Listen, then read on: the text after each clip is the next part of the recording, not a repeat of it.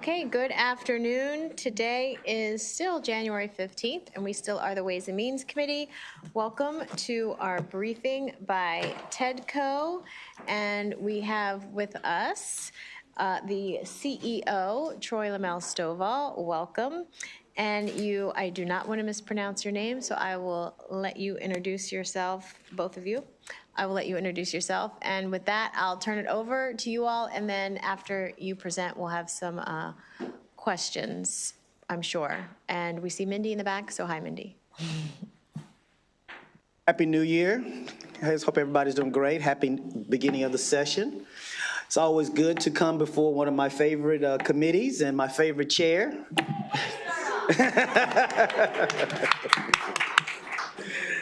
And what I say, talk about my second favorite subject, my first being my family, and so my second being TEDCO.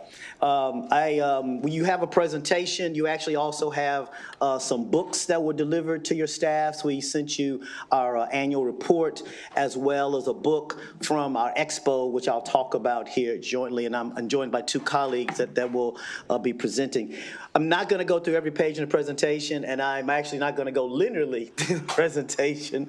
That's just the way I am, as many of you know. And I'm not going to do a broad overview of TEDCO. What I really do, if it's okay, Madam Chair, is to really kind of bring you up to speed on what we've been doing, and particularly in calendar year 24, talk about some of the great programs that you all have been supportive of for us, and then actually spend quite a bit of time talking about our Maryland Stem Cell Research Fund and our Maryland Innovation Initiative. So if that's okay with you, that is the plan.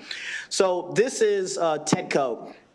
Our organization chart, and the reason I wanted you to see this because I think it's important for you to see, and we got a number of our colleagues that are here in support of us, and I know many of them are looking at us online as well, so thank them. You know, look, I get to sit here and talk to you all and talk to the other committees here in Annapolis, but at the end of the day, these are the individuals that really are touching the ecosystem. These are the individuals that are touching our entrepreneurs. These are people that are touching our innovators. These are people that are touching our ecosystem, and I can't say enough about the job that they do, and we call it the One TEDCO. And the reason we call it One TEDCO because you're going to hear me talk about all the various efforts that we do. But it's really important that we act as one entity for these entrepreneurs, these innovators, so they understand when they come into what I call the house of TEDCO, that they come in through a front door, and then they're navigated throughout the different doors and different rooms that exist within TEDCO. And we talk about this notion of touching, and these are the individuals that are touching those entrepreneurs, that are touching those innovators, that are touching those researchers, and to make sure that at the end of the day, and I know today the governor made the budget announcement, and I get the budget challenge, but I also know the story is how do we really drive a different economic engine for the state. And I'm very happy to be able to lead an organization that very much is a part of driving innovation, driving entrepreneurship, and most importantly, driving that job creation that I know we're all looking for. Look, we've had a great impact on the state. We know this $2.7 billion number of impact is understated, but we're so proud of that. And I think I've testified before this group that, you know, there's a lot of, across the country, there are entities like TEDCO, and we're called venture development organizations. There's one in Virginia, there's several in Pennsylvania, in Ohio, Massachusetts, and other states. But they're hard to compare because each of us do it either at a different stage, a different sector, or different way in which we do our investment. But there's a group out there called SSTI, which looks at all of us, and we actually had a study done for us. And they, in their study, which I think we've sent to you, we can send it to you again, that said, look, TEDCO is not just doing great work, they're one of the best at doing what they do. Because they do it, when we look at ideas, whether they're in a research lab or in a garage, and we take those ideas from those very beginnings, those very early beginnings, we help nurture them, we get them what we call venture ready, or we get them ready to go to market to create a cure, and we move them along that continuum, and that's what this page talks about. This page talks about how we take these ideas from the very early stages, and we help cultivate them, we help bring them to fruition, we help invest them, we support the ecosystem ecosystem and that investment. We help in their storytelling. Through our work that Ms. Tammy, Ms. Tammy Thomas and her team, our DevMart team, we help tell their stories, whether in social media or on TV or radio. And I must call out our operations team, our finance operation. Sometimes we sit here and we talk about the programmatic areas, but at the end of the day, making sure that we're being good stewards, which is one of our core values, making sure we're good stewards of the funds that you receive to us and the ones we get from the federal government, making sure that we're great stewards. To sit here and tell you we now have 7+ years of clean audits. We've had multiple years of clean audits from the state. That's a testament not just to our finance and op team, but to all of TEDCO. And I'm very proud of the fact that we're not just doing great work in the ecosystem, we're doing it in a way that shows that we're great stewards for what we do. So I want to, before I turn it over to my two colleagues, back in early December, we had our Expo. For those that may not know, Expo is the largest gathering of the innovation and entrepreneurial gathering in the state. We had it in Baltimore at the Renaissance there in Baltimore. It was our 10th one, but the first one since 2000. We hadn't had it because of COVID. And so we're very excited about what we were able to do. We had over 1,000 participants, over 100 speakers, almost 100 exhibitors. But most importantly, it was a party with a purpose. We came together, we had a great time, and I have to call out your chair here. She was able to attend and had an amazing session that she had with us fellow Delegate Smith. Impressive. When I walked in, it was impressive. I mean, a remarkable amount of people. I mean, I was very impressed. I didn't know what to expect. And so she's wearing her pink and green, so I have to so that particular day, December the 4th, is also the founding day of my fraternity, Alpha Phi fraternity, which is also the fraternity for the governor. And so we had the governor there, and you see a picture of myself with the governor. When the governor walks in, if you guys remember back at Halloween, he and his first lady dressed up as George and Wheezy Jefferson. So when he came in, we had Moving On Up played. And so the governor comes up, and I told him, we didn't have much time because his schedule didn't permit a larger conversation, but I told him the plan was that we were going to do a George Jefferson dance-off contest, and we were going to let the audience pick a winner, and he told me I would have lost that bet. But then we said it was getting cold in the room. For those who know about my fraternity, we talk about being ice cold. And he's like, it's very chilly in here. I said, yes, it is, my governor. Yes, it is. So as I transition, and we'll talk more about Expo, we have, I want to allow Abi and Rashika to speak. And I'm going to ask Rashika to speak first. And as I said, I'm not going to be linear a little bit, but there's if I may, I just take a moment. On the very last page of this document, there's a tribute to Dr. Dan Gensel. Dr. Gensel, for many may know, was the founding executive director for the Maryland Stem Cell Research Fund. Dr. Gensel passed away during the holidays here recently from a long battle with brain cancer. I think Dan, and I know I've talked to Dan, would be very proud of where we are with stem cell, where Rashika is taking stem cell beyond just thinking about the research elements, but the economic impact of it, and even moving into manufacturing. So with that, I want to turn it over to Rashika. Oh, thank you, Troy, for the nice background. And let me know if you want me what you want me to go through. No. Well, thank you, committee members, for being here today and listening to us and hearing about how our programs are doing. You heard from Troy how we are binding the ecosystem here in Maryland, and this is such an important area. Our program, as many of you may know, was started when there wasn't federal support to have for research in the stem cell field. And 18 years down the road, because of the investment you guys have made in our program, we have not only enabled the research to move into clinic, but we've cured diseases like sickle cell anemia. There are patients who are currently being treated with diabetes, and these treatments are curative treatments. Meaning, it'll reduce hospitalization, it'll reduce the burden on healthcare because you're curing the disease using your own stem cells. So as we speak, there are patients who have been tested with these stem cells. They are seeing the benefit. This is going to be transformative medicine. I still remember a few years ago, one of the patient, a 5-year boy who came and testified. His mom actually testified. He had, this disease called bubble boy disease. He could not go out of the room or out of the house because any germs he would catch would bring him infections because his immune system was not working. And he was given a bone marrow transplant, and that cured him, and now he goes to school. He's a happy boy. He's involved in activities. That's the success. Another kid who was born with a very rare genetic disease, you may not even have heard about it, chronic granulotoma, and he had gut infections. He was in the hospital with recurrent pneumonia, and he could not get a bone marrow match because he could not find anybody in his family who had the same genetic match as his. And a unique technique was created at Johns Hopkins University, where now you can have half-match genetic material, and this boy got the bone marrow from his father, and now he's 16 years old, surviving and thriving in his school, doing regular activities. So there are many, many examples of how we are saving lives in Maryland using the cutting-edge science that has been developed here. And that half-match technique that I was mentioning about was introduced here at Hopkins, and now it is used nationwide. So that's the potential. In terms of the economic impact, when we started this program, we were only funding basic research because that was what was needed at the time. Over the time, with the need of the growing ecosystem and how the field has matured, we now have 7 grant programs. In the last 6 years, we've tripled our funding to companies.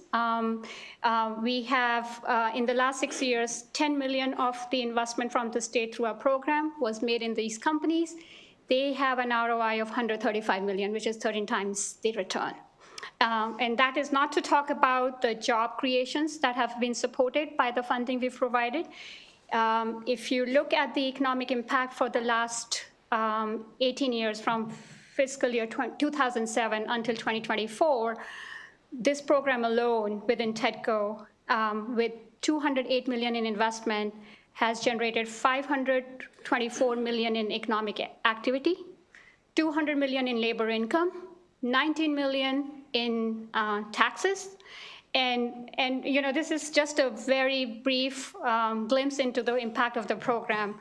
But there are numerous examples in here in Maryland. There are companies that received $1.8 million over years from us, and they have raised $25 million in capital. I mean, Rooster Bio, this is a company in Frederick. We helped them with $1.8 million in last few years. And they have brought $25 million in capital from outside of the state. They started with 4 employees. Now they have 45 employees. They have generated revenues in millions now. Another company, Reprocel in Howard County, in Prince George's County, has generated 80% of its revenue from outside of state. Their clients are outside the state. These companies are internationally known. They have clients all over the country, and not to mention about the uniqueness of this program. So, there are only 2 states in the nation that have these kind of support for their companies and researchers. And, we don't want to compete with the one on the West Coast where, they provide investment of 15 to 20 million. We have a fund that is 20.5 million. So even with that, with this glimpse that I've given you, I hope you would see the impact this program is making here in Maryland. So I'll stop here. Yeah, thank you, Rashika. No, it's been a very, again, it's a unique program across the country. Again, there's only 2 states. California has one, and to Rashika's point, California's writing $20 million checks. We have a $20 million fund. And when you look at what it takes to invest in the life sciences space, that's what it takes. It takes $20 to $30 to $40 million. It takes 7 to 10 years to have some of these therapies and therapeutics come to market. And so we're very proud of the support you provided to us. We get the financial situations, but we want to help you understand the impact, which is a great transition to the governor speaks a lot about being asset. Sorry, no. Just manufacturing. I forgot to mention about manufacturing. You did. Please, quickly. Just 1 second. Sorry. So I just wanted to highlight that one of the recently launched program in 2023 was manufacturing assistance. Yep. As the field was growing and the companies were getting formed, we started 15 companies in the last 6 years, 15 clinical trials that are undergoing. So now you need these products to be scaled up, and we want the companies to keep their roots here in the state. So that's how the manufacturing assistance program was launched in 23. We've invested $3.2 million so far through that grant program, and that is already bringing returns. 2 of our companies now have their own manufacturing. They're consolidating their R&D here in Maryland. So I'll stop there. No, but that's a great segue. One, manufacturing is going to be a big part of talking about job creation. I mean, the types of jobs that can be creative. It was a study that TechCo did. I'll talk about Cultivate Maryland. We talked about Cultivate Maryland was the emphasis of Equitech. If you remember from that study, we talked about that the types of jobs that Rashika's talking about are paying $80,000 to $90,000 a year, and these are the types of jobs where it doesn't take a 4-year degree in order to do this type of work. So that's the type of investment we're talking about. But as I was saying, the governor talks about being asset rich, and one of those assets that I know he's talking about is our research institutions. And so when you look at the ability to move that great research and bring it into the marketplace, turn that innovation into something that's sustainable, that's a startup, that's the heart of the Maryland Innovation Initiative led by Abi, and he'll talk about that. And so for those that don't know, MII, we have our 5 research institutions, that being Johns Hopkins, University of Maryland College Park, University of Maryland, Baltimore County, University of Maryland, Baltimore, and Morgan State University. The MII is the facilitation of that commercialization of that research and bringing it to market. So, Abi. Great, thank you, Troy. And thank you, Madam Chair and members of the committee for your time today. I had the opportunity to join the Maryland Innovation Initiative as the Executive Director on July 1st of 2024.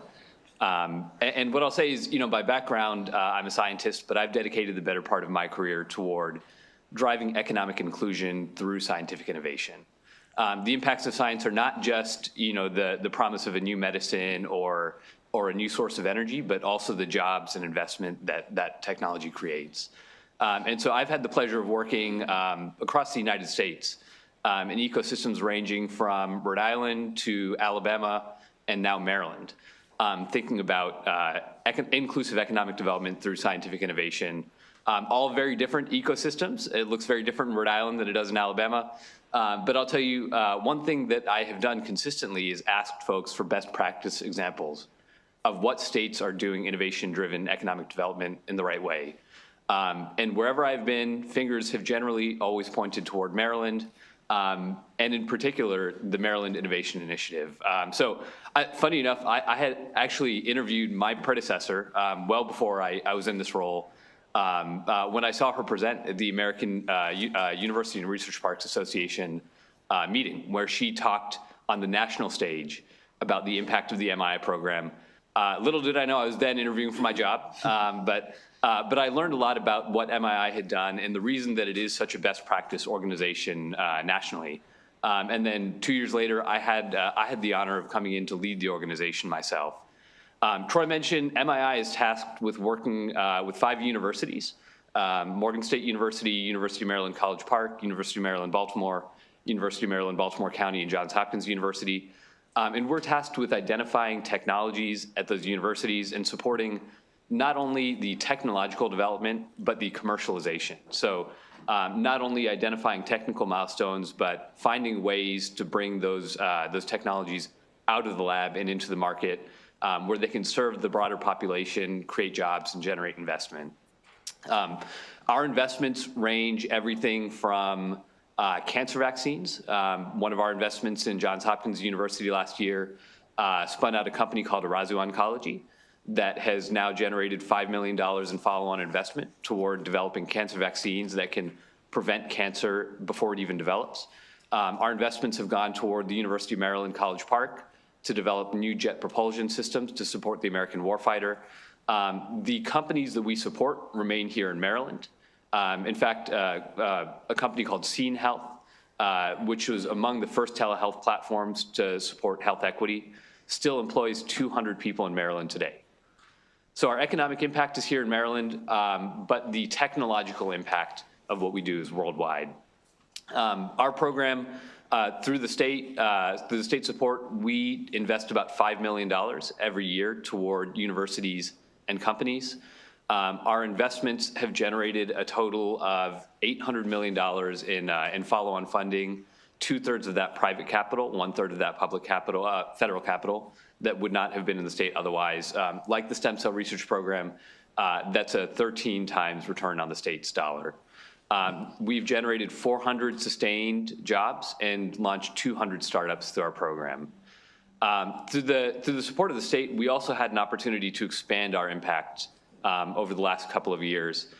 First, in fiscal year 2022, through a program that allowed us to extend to Frostburg State and Bowie State universities to identify what it looks like to support research and innovation at emergent research institutions in the state of Maryland. And so our support and funding was not only able to go toward individual technologies. At Bowie State, we're investing in everything from AI for music composition to new infectious disease tests, but also infrastructure. The previous administration, the outgoing administration, the incoming federal administration have both talked at length about the importance of technology transfer.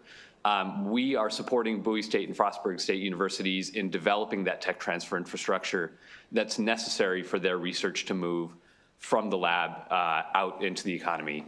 And so we've had the pleasure of running that program for 2 years. And although that program has now lapsed, we are continuing to work with Frostburg State and Bowie State to identify ways to increase their connectivity to the broader Maryland research ecosystem. Through the support from the state and via the Baltimore Tech Hub, we now have an opportunity over the next 2 years to implement a program called the Baltimore Innovation Initiative, which will take the Maryland Innovation Initiative model and extend it to all 20 public-private universities, colleges, and community colleges within the Baltimore-Columbia Towson metropolitan statistical area. This is a substantial opportunity for us to move not only from working with our traditional research university profile, but expand that to comprehensive universities, teaching colleges, and community colleges in the state, all of which are hotbeds of innovation. I've now had the opportunity myself to visit half of those campuses and learn from people on the ground there the work that is being driven in innovation and entrepreneurship, particularly in economic inclusivity, and have been blown away by what I've seen. We're honored to be able to support that via the Maryland Innovation Initiative program. Joining me today is our newest hire, Ms. Jalacia Lewis, who joins us from a federal think tank in DC, who's come in to manage the Baltimore Innovation Initiative program and our 20 partners across that, which you can see listed on the slide here.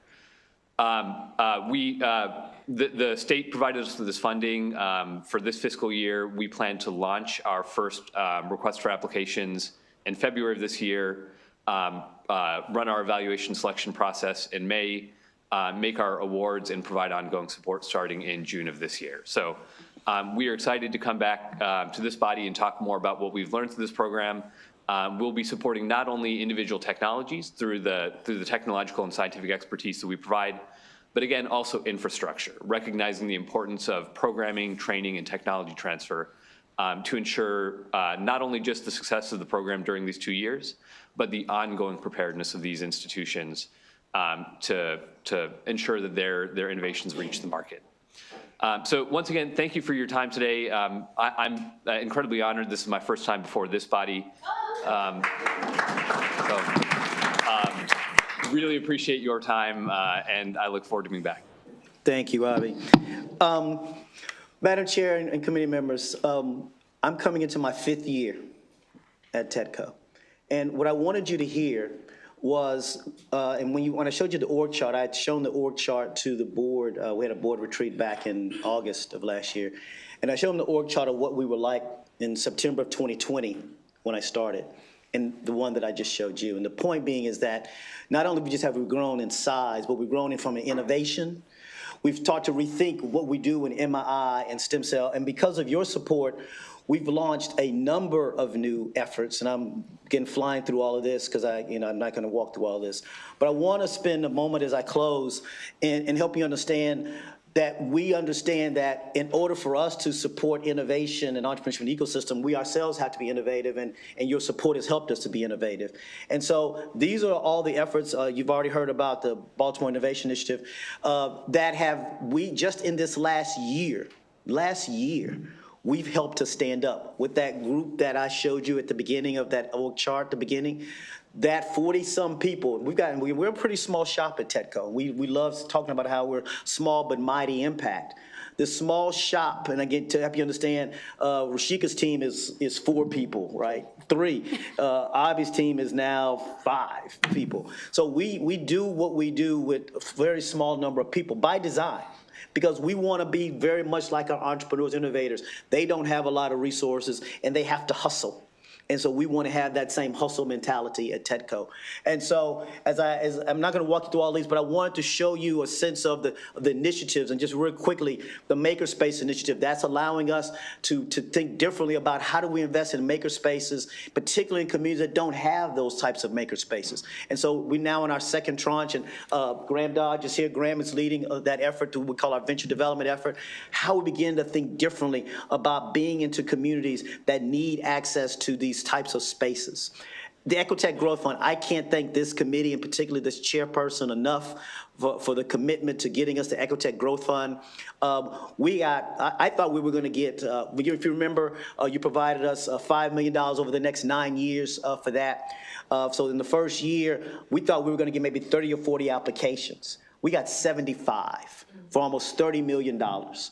At the expo that I just mentioned, we awarded 14, and I see Karen is here. Karen was hugely instrumental in making that happen. We awarded $7 million across 14 amazing opportunities, literally across the state, both in infrastructure and workforce. And so thank you for that support, and we continue to want to do that type of impact on the ecosystem. Cyber Maryland is our effort to begin to think differently about how do we bring more people of color and women, and think differently about the hiring and the training and the development of talent of what is probably the number one industry, all due respect to my life science friends, in thinking about cyber. Because it's not just about cyber as we think about it from an NSA or Fort Meade point of view, but folks that have Main Street businesses need us get great cyber talent. You need great cyber talent here at the state and the federal government. So we have to think broadly about this cyber talent. And by the way, if you don't know, our study showed us Maryland is one of the biggest producers of cyber talent, but we don't retain it. It does not stay in Maryland. And so that's what we're trying to do through Cyber Maryland. And we're working with our friends with Secretary Wu at the Department of Labor to think more specifically about this. You heard Abi talk about BII. The PAVA Institute, again, Graham and his team are helping to lead that with our friends with Upsurge there in Baltimore. How do we begin to think differently? That's very much aligned to the BII.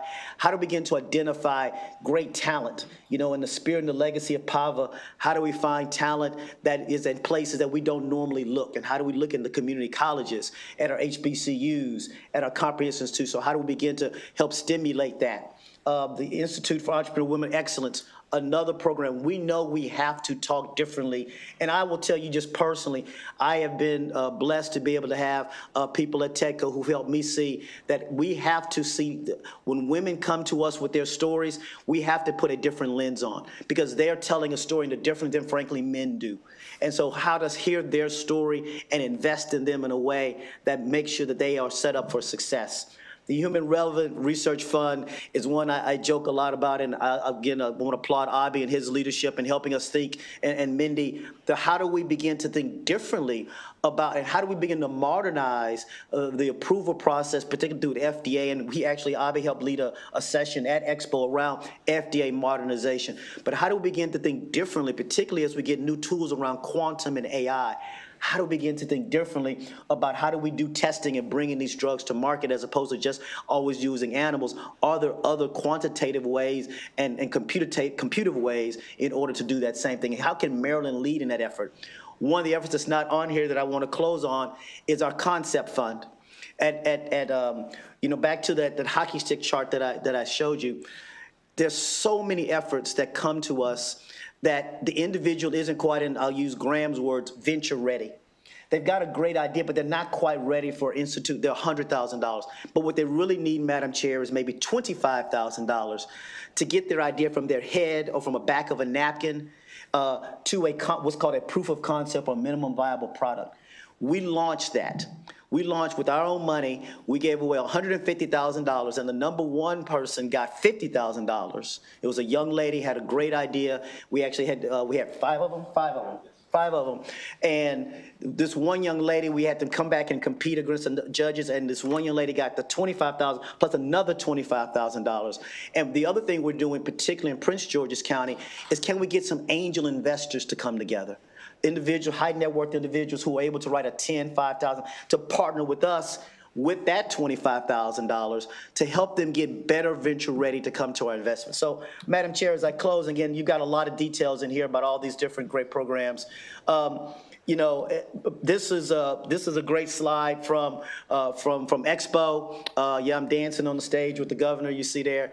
But I want to close with, again, with just thank you. Thank you for your support. Thank you for your leadership. We continue to want to innovate and bring the types of entrepreneurs and innovators to the marketplace. So again, thank you, and we stand ready for questions that may be there. Thank you, and there are a couple questions. I'll say thank you to you. It certainly is impressive how you've grown TEDCO since you became CEO, and your vision and all. I've gotten to meet a lot of your team, and you are a team. And I say what's impressive about all of you is everybody has an enthusiasm for your work and a love for your work, and it certainly shows through every time I talk to somebody from your team. So we got quite a few questions here, so I will start with Delegate Vogel. Thank you, Madam Chair, and thanks to all of you. I mean, this is really one of the most exciting briefings that we have because you're laying the foundation for economic growth in our state at a time that we so desperately need it. So my first question, you know, I've been engaged in some of the work around climate innovation in our state and took a tour of several businesses. And I'm assuming the same challenges that I heard there apply to many of the businesses you all are working with. You're not operating in a vacuum, right? There are other challenges and constraints facing businesses here. So what are some of those challenges that you're seeing some of the businesses, some of the technology companies that you all are working with face here, whether it be permits, licenses, workforce? What are they? Yeah, so thank you for the question, Delegate. We work at that really early stage, right? I call it mud wrestling. And I also talk about and this is not trying to be disrespectful to the ecosystem, but we're still an emerging ecosystem. And we're an emerging ecosystem around a couple of dimensions, which I think will answer your question. I think one is, yes, we've had some great successes here, but we haven't had the analogy that I use, Delegate, is the PayPal effect. We haven't had talent, capital, and resources and that kind of entrepreneurial. The second point is, although I thank you for the comment, Madam Chair, there's not enough early stage capital in the marketplace. TEDCO is too big of this is crazy as it's gonna sound, we don't have enough competition for TEDCO. There should be others in the ecosystem doing what we also do. Because of those two, you have a lot of first-time entrepreneurs that come, and that's a lot of what my friend Graham sees. And so they don't understand how the venture model even works. They don't understand there's so much, and so there's a lot of hand-holding that we have to do. And yes, all the things that I know that you guys are gonna debate over the next 90 days around permitting and getting access, I get all those things, and that's not my cup of tea. What I see is that they are just trying to get started, understanding how to write a business plan, understand what it takes to have a business, understand how to put together a team, understand how to do customer discovery. Those are the things that, you know, I know we control and that we are trying to help them on that journey with, because of so many of them being that first time at the gate. And the quick story that I tell as I close is, so many times an idea comes to an entrepreneur because of either something that happened to them or something they observed in their professional job. And they take that idea and they go talk to 10 friends. And you talk to those 10 friends say, man, that is the best idea since sliced bread. They come to talk to myself and Graham, and we're like, them the only 10 people that's going to buy that. Now, if you want 10 million people to look at it, you have to listen to us. And a part of what I'm getting at is, it is about, we actually at this stage invest in the person more than the idea.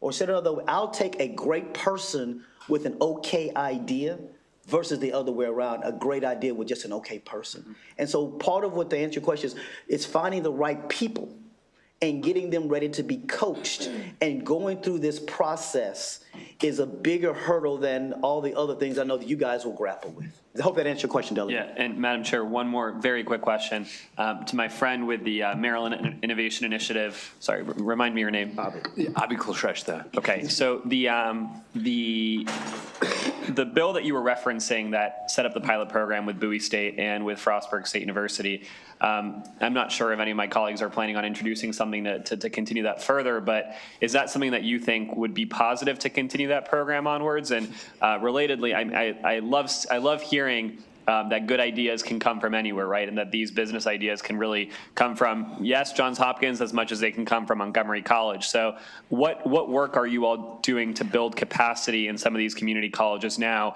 even if you're not working with them directly? That's a wonderful question. Thank you, Delegate. I'll take those in turn. The first one on our program with Bowie State and Frostburg State University, what I'll say unequivocally is we have been able to work with the people on the ground at those universities to create value for students, staff, and faculty who are interested in entrepreneurship. On top of that, what we've heard from those individuals is we've even been able to switch students onto the idea of entrepreneurship. And I'll say, last November we had the opportunity to go to Frostburg, where they, using the support and funding that we'd given them, ran a student accelerator competition focused on social entrepreneurship. I walked away actually kind of emotional at the way that students were able to think about their rural ecosystem and the challenges that only they knew and that they could solve, and the infrastructure that we have been able to support to create that. We absolutely see value in continuing to do that. Although the funding for that program has lapsed, we continue to make the drive to Frostburg and continue to go visit our friends at Bowie. We would like to find a way, whether it is through support from the state or whether it's through support from those communities, to continue that work. So absolutely. And on top of that, what I'll say is Frostburg and Bowie State are just two universities that are knocking on the door of that research university status. Others, such as University of Maryland Eastern Shore, already an R2 university. Salisbury, if not an R2 on the cusp, are also thinking about that infrastructure.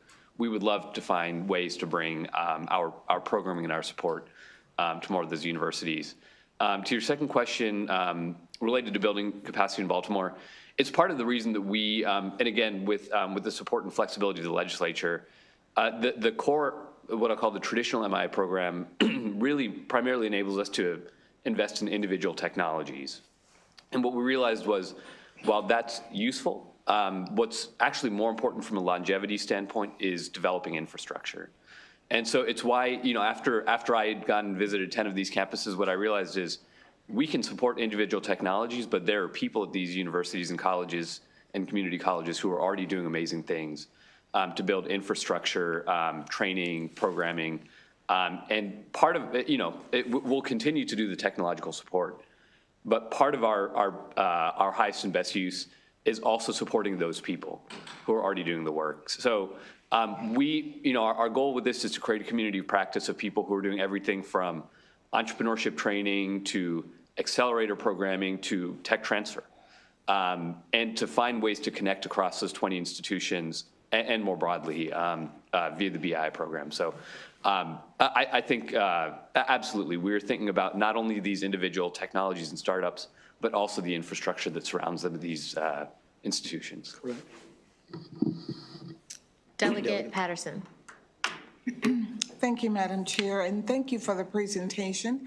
I'm going to repeat my question I have almost every session, and that is, I represent a district in Southern Maryland, Charles County, and I note that on slide 22, there's a reference to NAVSEA, which is in Indian Head, and next to there, of course, we have the Technology Center for the college, and more importantly, the CEO is someone who's from Charles County, but My question is, as relates to expansion of the capabilities of colleges in Southern Maryland, is there something that we can do as community leaders or legislators to create greater opportunities for the students and the businesses in our communities in Calvert, Charles, and St. Mary's? I'll start and I'll let, Ivy compliment or say, add on. Again, always good hearing from you, Delegate Patterson. I'm not, as I always say, I offered up myself to come down, and we love coming down to Southern Maryland. Absolutely, we have done. I think we personally, as you know, we personally invested in going down there and elevating the visibility of the resources there in Southern Maryland through our platforms. We've shot in different videos there, did different commercials elevating the smart building that is there. And we continue to work with you and others to think differently about, how do we begin looking at our federal facilities. Mr. Stephen Allville leads our federal engagement efforts. And I think this is the one area, if I have to say where we haven't been as successful as I would have liked, it looks at how are we have not been as successful historically in looking at our federal facilities, our federal labs here in the state of Maryland, and bringing that great technology that's sitting behind those fences, behind those gates, and bring it into the communities that they're next to. And that's across the state. That's not just to Southern Maryland. And so we've been able to, we're starting to do some experiments. Mr. Arville we were able to get a earmark. We're looking at, we have a program called that we're doing called FLIP, that we're focused on Frederick, so this is not Southern Maryland, I get that, but it's meant to understand what we can do at one specific federal lab to understand some learnings to take that to other federal facilities across the state. We're working with a couple of other federal facilities very specifically to try to figure out how we get beyond the gate, because we just aren't, and there's other states who figured it out. And we haven't done that here in Maryland. So I'm not going to sit here and pretend I have an answer, but I am telling you I'm committed to figuring out the answer. We'll talk offline. I would encourage you to look at USCBA, which is Bob Tech. Tech, yep. That's outside of the gate. We are expanding in Indian Head, and certainly we need your support. And I'm glad to hear that you'll be visiting us more often. You know I will. Thank you. I don't know if you want to add or take away from any of that. No, Troy, I think it covered a lot. I would also welcome the opportunity to come visit. I think as I've done work in other states throughout the country, we've always had an emphasis on innovating not only in urban areas, but in areas throughout the state. And of course, being relatively new to this ecosystem, it's still something that I'm learning to grow and explore, but would welcome the opportunity to engage further. Thank you very much. Thank you. Delegate Roberts. Hello. Hey. Mr. LaMail Stovall. Listen, I just wanted to thank you, Madam Chair. And I wanted to thank you for your presentation. Everything that you're talking about, it just really excites me as an entrepreneur, as a business coach. I think we talked about, the time that I spent in Supplier Diversity Office for Prince George's County. Last session, I believe that there was conversation or talk of you being able to expand down in Prince George's County. Mm-hmm. Did that happen? Thank you for the question. It did through leadership of Delegate Lewis. We've started an advisory group that we've met several times. To several key people that are there in the county are involved. And I mentioned the Concept Capital Fund that's been across the state. Well, we've dedicated part of that Concept Capital Fund for Prince George's County as a pilot for Prince George's County. Mm-hmm. And so we haven't announced any awards yet in Prince George's yet. But one, I'm sorry. Yeah, so we've been announcing those to $25,000 capital, and so that advisory group that I'm mentioning, they are working with a number of individuals there in Prince George's. I mentioned about angels, gathering angels to try to complement and supplement the funds that we are providing. And again, the goal is to think through if we can do this and can we develop a model for Prince George's County, how do we launch that across all the counties in the state? So absolutely, we're doing that. Well, great. Yeah, please. So, thank you, Chair, Madam Chair, and Delegate Roberts. I wanted to mention one of the companies, ReproCell. That is a company in Beltsville. Oh, no. I'm sorry, go ahead. So this company was formed when, Maryland was the leader in DNA and DNA Alley, and a lot of biotech companies were formed because of what was happening in the state. This company got acquired by a Japanese company to lead regenerative stem cell medicine.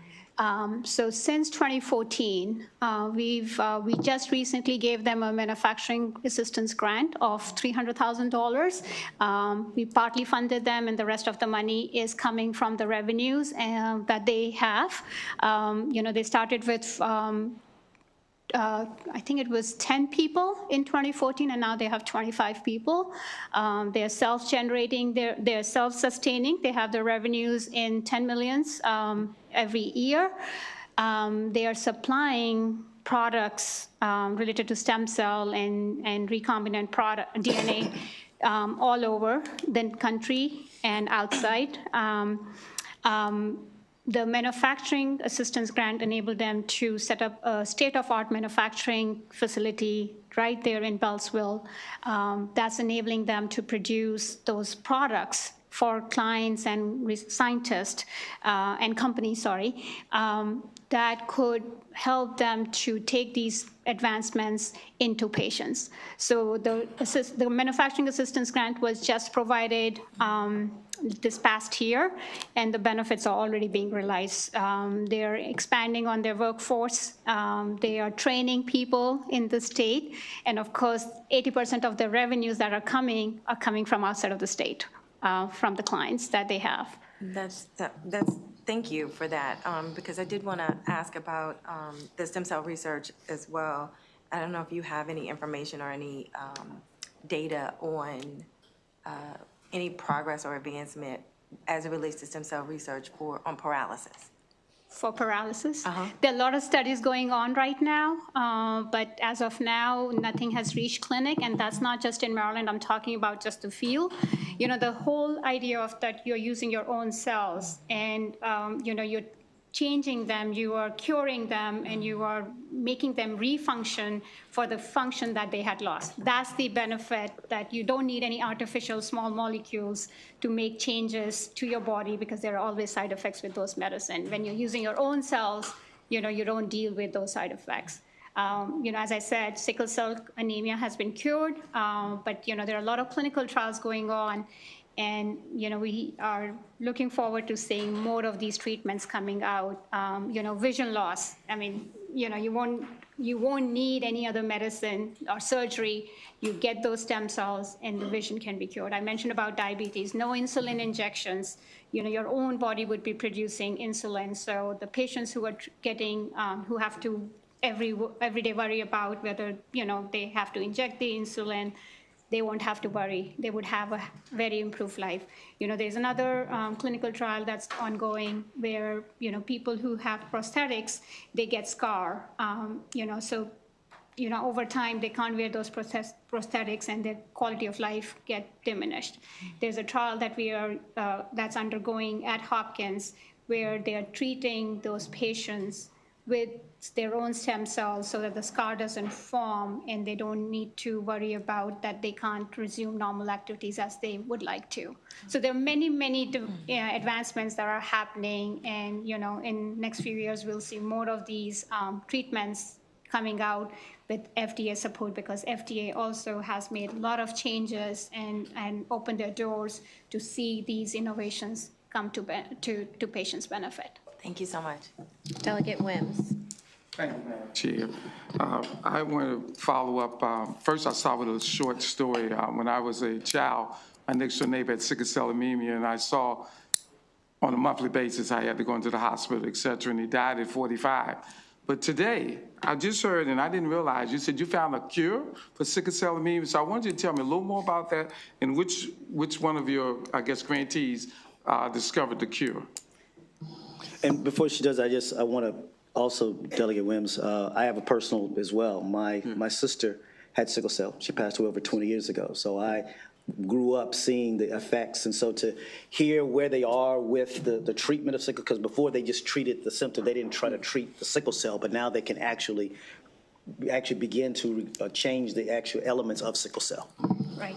So thank you, Delegate Wayne. I'm sorry, I can't see them. Thank you for your question. So, you raise a very important point. There was just no treatment years ago, and people just had to live with that pain throughout their life, and that used to impact everything in their life.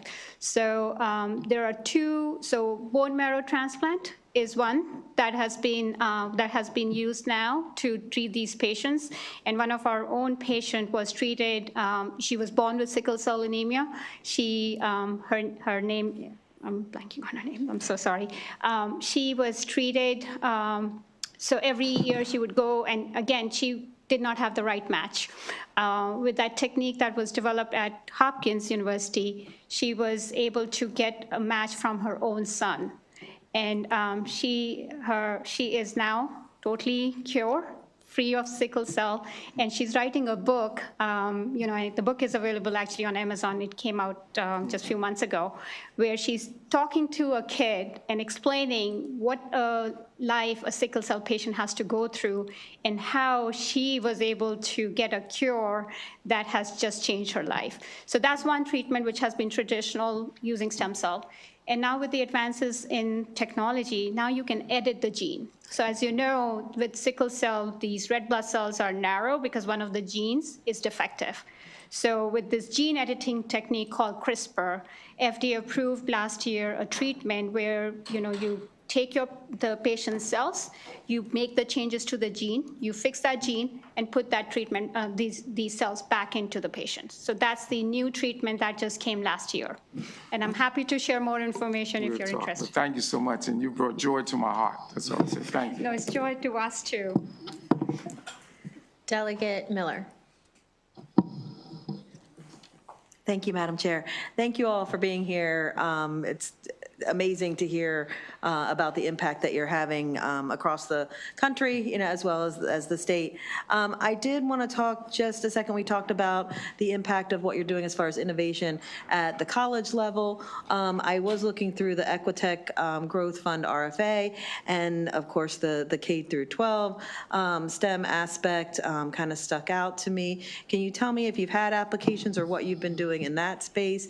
And then also, of course, I was glad to hear some about what's going on in Frederick County. So as far as even from the, not just the lab perspective, which we do have a very large biotech hub there, but also from our ag and ag innovation perspective. Yeah, so I'll start with the latter part, and whatever I get wrong, I'm going to look behind me to my colleagues to get right.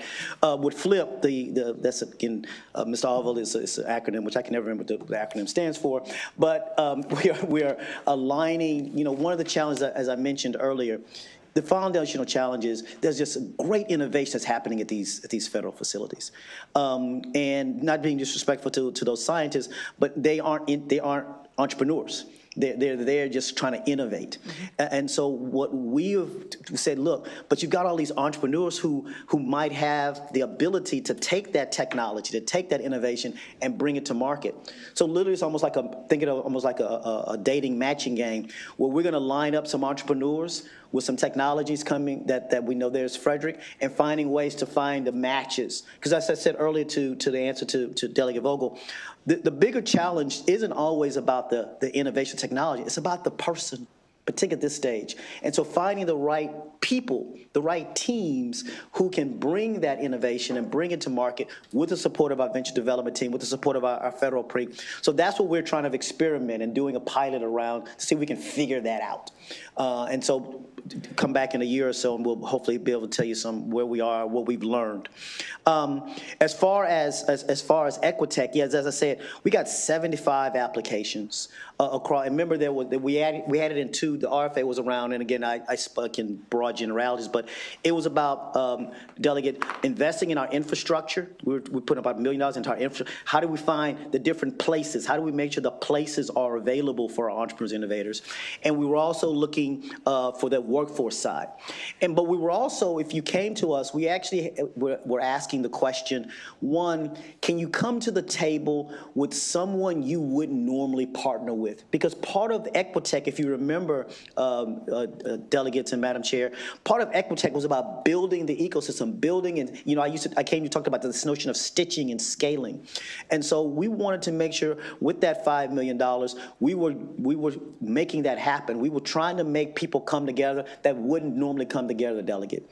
And so it was about that stitching. And so that's why you saw, and if you looked at some of the great applications that we got, there were some great partnerships that were coming together, the people that wouldn't normally come together. And so we were also, though, making sure, because again, we weren't giving out, obviously, a lot of money. We also wanted to make sure that they had sustainable money. So we saw this more as seed dollars. And so we asked the question, not only do we kind of fill a hole, but do you have the fund, do you have the structure to make sure there's something going to be there. And so this shouldn't be that you get this and this is going to happen. This should be we help accelerate or help fill a hole. And so when we looked at the final 14 that we awarded, and actually there was a total of 20 that we really thought very, very highly about. We just didn't have enough money. There were a range of those, particularly on the workforce side. I think on the workforce side, we were looking at numbers that could have almost 100,000. About 100,000, up to 100,000 folks eventually going to get trained through these efforts. And so that's the type of impact with just a small amount of dollars. Again, we're thankful for the dollars, but think about, we awarded $7 million, and we're talking about potential over 100,000 folks being trained over the next 3 years because of the investment that you made in Equitech. So I hope that answers your question, Delegate. That's how we've thought about it. Now, look, we've learned from this first RFA, and we're going to be having some sessions internally and externally. We hope to do another round in the spring, but after we've learned, because I think the 75 getting down to the 20 or so, getting down to the 14, we learned a lot about how we need to communicate about what we need to look for and what we think what we believe the impact should be for the investment that you've made in us. No, thank you. Did I get that right? And then this is kind of a little off topic. Have you ever heard of the Pearl, which is Charlotte, North Carolina's Innovation District? Yes, I have. I don't know Okay. much about it, but I have heard of it. Yeah, because I went to visit that, and that was really astounding, some of the things that they're doing. They have like a whole innovation corridor Yep. down there. So ma'am. I'm happy to talk offline about something Appreciate like that. Thank you, for now. Delia. Thank you.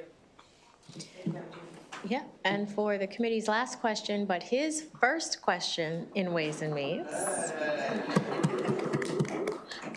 No question, no pressure, I mean, make it a great question. Delegate Roberson. Thank you, Madam Chair. I actually, being the newest member, would not usually ask any questions.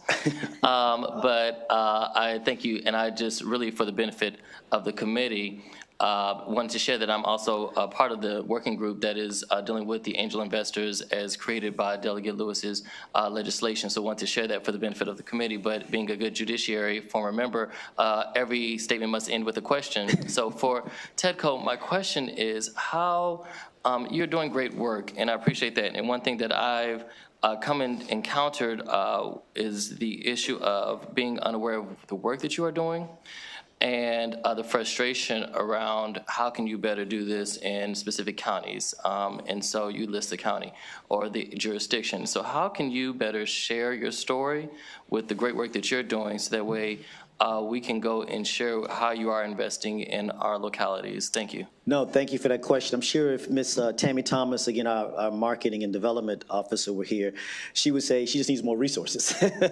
And I know this is not the year to ask for that, but look, we do what we can with what we have. And I think we've extended that messaging to communities, but to not all communities. There's some people who still don't know us. And I think you and I've talked about, and I've talked to some of you about the Hispanic community. We've not reached in a meaningful way. That's just, our numbers show that. I don't have to hide that. We haven't reached that community. I think we've done a much better job with the women, look at the women entrepreneurs. And I'm very proud of our numbers, Delegate Robertson. Look, when I look at the larger venture community across the United States, the numbers are abysmal. 2% of venture capital over the last several years has gone to entities started by people of color and women. For black folks, it's 0.4%, okay? 0.4%. 0.4. At TEDCO, more than 50%, since I've been there, since 50% of the deals and the dollar value of those deals has gone to entities started by someone of color, a woman, or someone from a rural area. So we're killing the numbers nationally, and I still think that's not good enough. Okay, and it's still not good enough. And so to answer your question is, we need to do more. There's communities, and so a lot of those efforts that you saw me talk about earlier was our efforts to reach communities, particularly like the makerspace effort, even Equitech, is to reach communities that we have not historically reached. And so all I can say is we continue to do the work. Yeah. Okay, thank you. That concludes the briefing. Thank you for being here. Appreciate it. Appreciate you. Committee members, just 30 seconds. Wait till we go offline. Just wait.